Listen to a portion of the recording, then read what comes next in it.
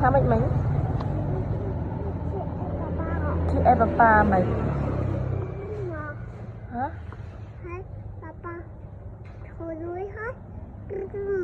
Papa hồi với hết cùm hai mày tiếc.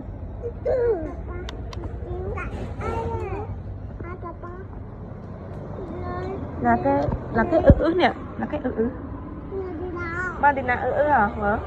Đi nào mà à, Malika rồi. Mơ mà đi nào rồi. Mơ mà đi nào rồi.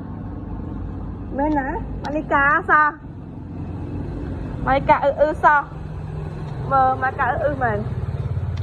Con anh hai cái mà. Mơ. Ở trên mà ăn miếng hết nào. Là cái palm. Là cái palm. Đi na palm man. Lika. Lika. Đừng mơ baby con. Mơ baby ní hả?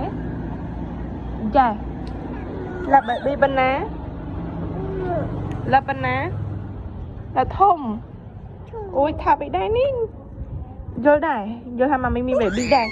Hả? Ôi đắng tiệt. Ôi váy tiệt. Ấp baby môi mở con. Ấp baby môi mở. Đi này. Đi này.